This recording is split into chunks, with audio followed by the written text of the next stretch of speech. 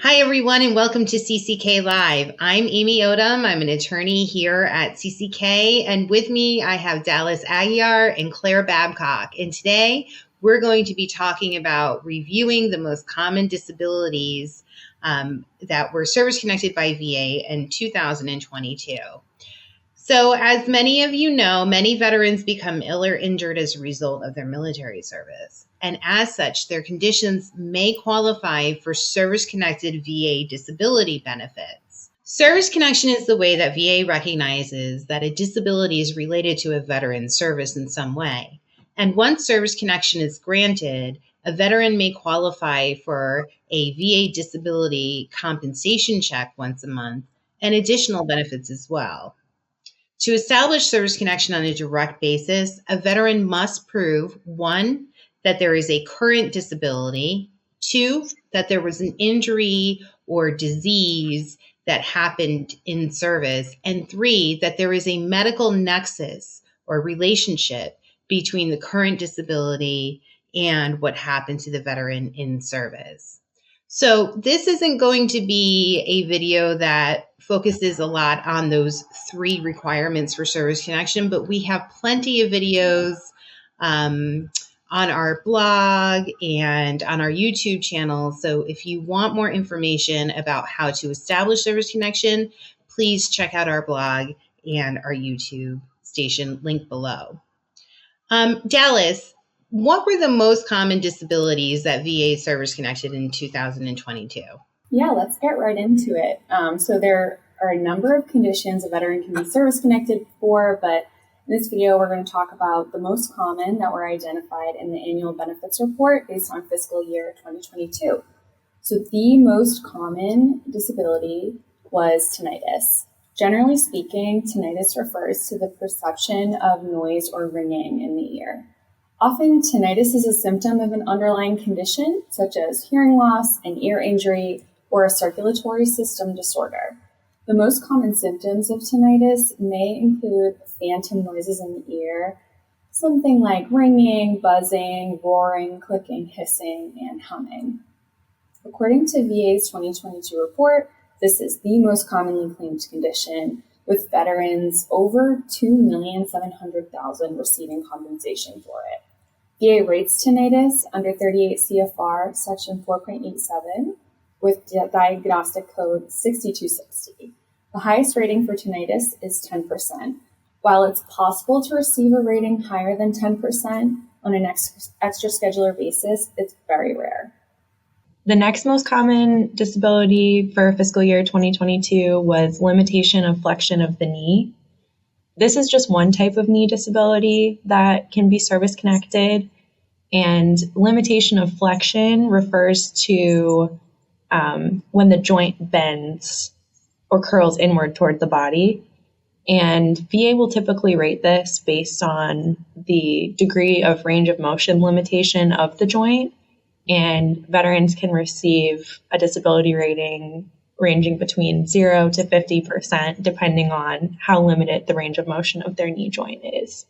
Yeah, so hearing loss was also a big disability that VA saw a lot in 2022, and I would wager to guess any year you see a lot of hearing loss claims. Hearing loss is categorized as 3 main types, depending on which part of the ear is affected. There's conductive hearing loss, and that is when the outer or middle ear is affected. There's sensorineural hearing loss, which I always mispronounce. That is when the inner ear is affected, and this is the most common type of hearing loss that we see with noise exposure, especially military noise exposure. And then there's also mixed hearing loss, which is a combination of conductive and sensorineural hearing loss. Importantly, tinnitus is often a symptom of hearing loss, and you usually see these 2 disabilities service connected together. But unlike tinnitus, you can get a rating higher than 10% for hearing loss. In fact, it can go all the way up to 100%.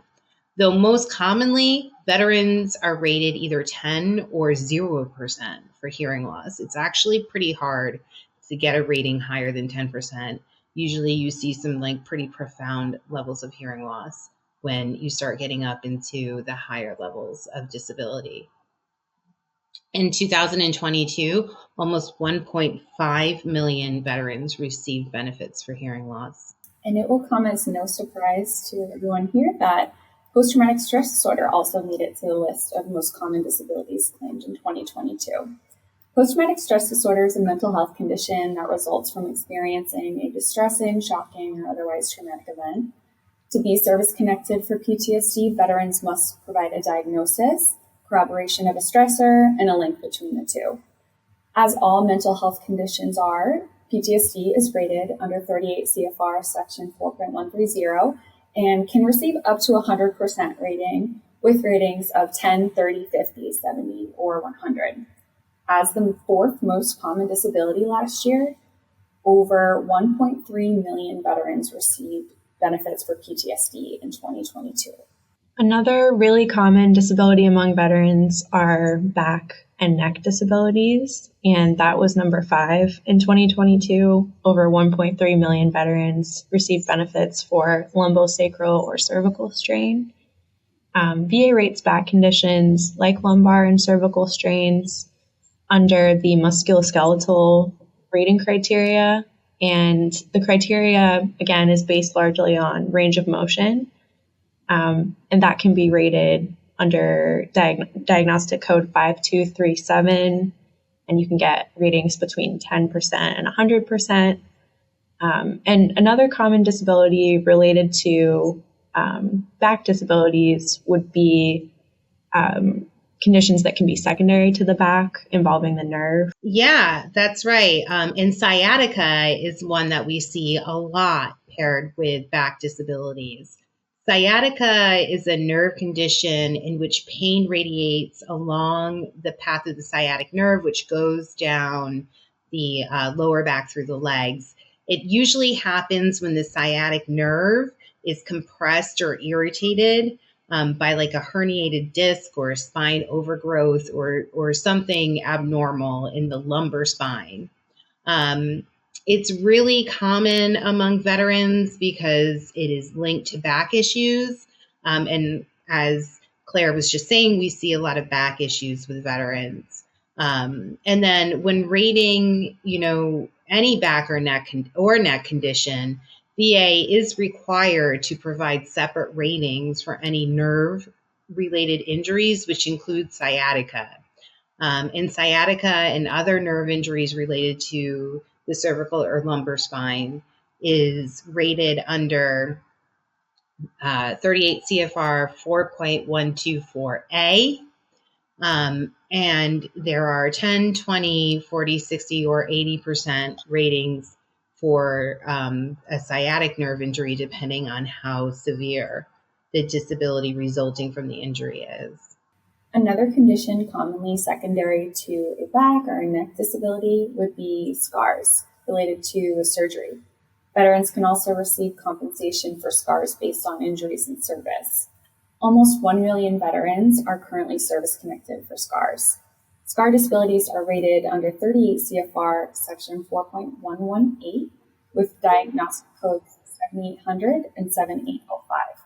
Scars are rated based on the number of scars or disfigurement a veteran has, the total area of the body affected, their permanence, and the presence of pain or instability. Another really common condition that many veterans experience due to the physical demands of their military training and service is an ankle disability. So many veterans suffer from limitation of motion of their ankle because of things like fitness-related activities or jobs that require physical exertion while serving.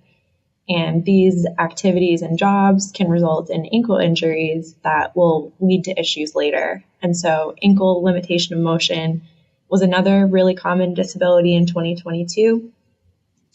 Like many other joint conditions, this is rated based on the limitations to the range of motion, and veterans will typically receive a 10 or 20% rating for limitation of motion of the ankle. The shoulder is another joint where we see a lot of disabilities for veterans. Generally, you get a shoulder disability when an injury, an in-service injury to the shoulder, or the arm has not fully healed or hasn't been rehabilitated adequately. And like ankle injuries, an unhealed shoulder or arm can cause repetitive injuries. And repetitive injuries can result in further limitation of motion and instability of the shoulder. Diagnostic 5201 is used to rate limitation of the arm, limitation of motion of the arm related to the shoulder, which was the 9th most common disability that VA saw in 2022. There were 894,846 veterans currently receiving benefits in 2022 for limitation of motion of the arm.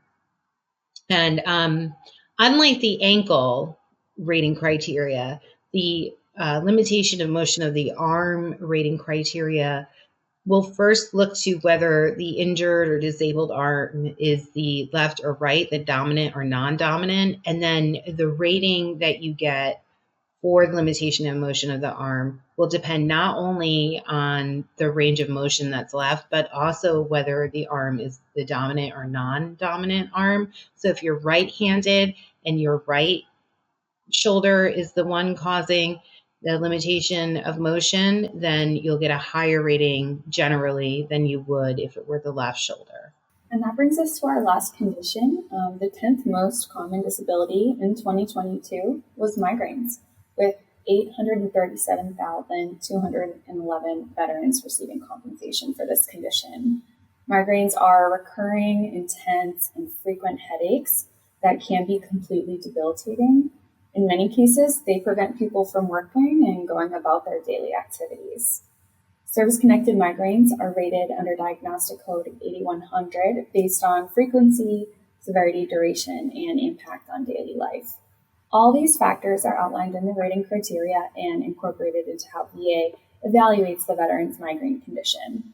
Ratings can be assigned at 0, 10, 30, and 50%. So these were the disabilities that VA saw the most in 2022. And to be honest, I've been doing this for a while. These are the disabilities that we see every year. Isn't that right, Dallas and Claire?